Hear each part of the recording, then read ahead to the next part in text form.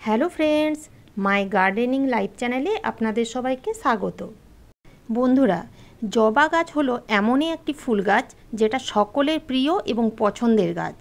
প্রত্যেকের বাড়িতেই বন্ধুরা ঠাকুরের পুজোর জন্যই বলুন বা দেখতে সুন্দর লাগার জন্যই বলুন বা শখের জন্যই বলুন, জবা ফুল গাছ কিন্তু দুটো একটা প্রত্যেকের বাড়িতেই থাকবে। এই জবা গাছ যদি আমরা কাটিং থেকে চারা তৈরি করে সেই গাছে ফুল ফোটাতে পারি, তার থেকে আনন্দের আর কিছু হয় না। বন্ধুরা, আজকে আপনারা আমার এই ভিডিও দেখে জানতে এবং শিখতে পারবেন কিভাবে একেবারে সহজ সরল পদ্ধতিতে মাত্র 9 দিনের মধ্যে জবা গাছের একেবারে নরম এবং সরু পাতলা ডাল দিয়ে কিভাবে আমি চারা তৈরি করেছি।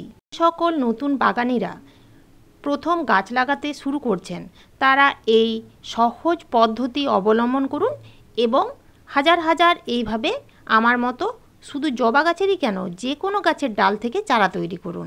ভিডিওটা সম্পূর্ণ দেখবেন এবং ভালো লাগলে অবশ্যই একটা লাইক, শেয়ার এবং সাবস্ক্রাইব করে পাশে থাকবেন।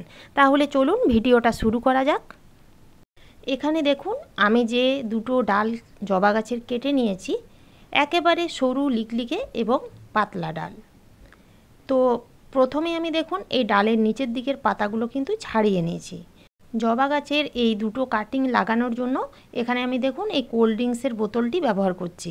আপনারা যে কোনো পাত্রেই কিন্তু কাটিংগুলো লাগাতে পারেন।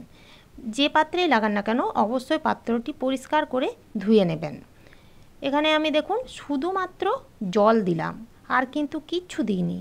এরপর আমি এই জবা গাছের দুটো ডাল জলের মধ্যে রেখে দিলাম।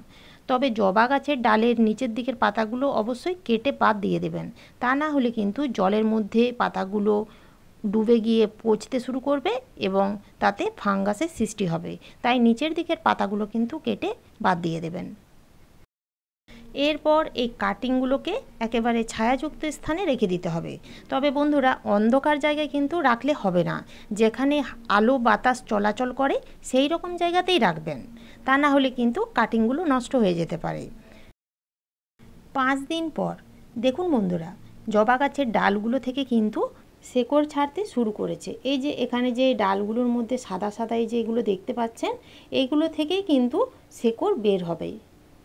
এখন আমি এই জলটি কিন্তু চেঞ্জ করব। 5 দিন অন্তর এই জলটিকে চেঞ্জ করতে হবে, তা না হলে কিন্তু বেশি দিন যদি জলটা থেকে যায় তাহলে ফাঙ্গাস লেগে গাছের যে কাটিংগুলো লাগানো হয়েছে সেগুলো কিন্তু নষ্ট হয়ে যেতে পারে। তাই 5 দিন অন্তর অন্তর জলটা চেঞ্জ করতে হবে এবং পাত্রটি ভালো করে ধুয়ে নিতে হবে। আবার এই কাটিংগুলোকে ঠিক যেমনভাবে আগে রেখেছিলাম সেইভাবেই রেখে দিতে হবে। ফিরে এলাম আরও 4 দিন পরে। দেখুন বন্ধুরা, ডালগুলো থেকে কিন্তু একটা ডালে খুব সুন্দর শেকড় বেরিয়েছে, আরেকটা ডালে আরও কিছুদিন রাখলে এরকমই শেকড় বের হবে। তো বন্ধুরা, আরও যদি মোটামুটি 4-5 দিন রাখা হয় তাহলে এই ডালগুলি থেকে আরও সুন্দর শেকড় বের হবে। তাহলে দেখলেন তো বন্ধুরা, শুধুমাত্র জলে মাত্র 9 দিনের মধ্যেই কোনো রকম ঝামেলা ছাড়াই এবং রুটিং হরমোন ছাড়াই কিন্তু এই ডালগুলো থেকে সুন্দর শেকড় বেরিয়েছে। তো এইভাবে আপনারাও শুধুমাত্র জলের মধ্যে যে কোনো গাছের ডাল রেখে চারা তৈরি করতে পারবেন।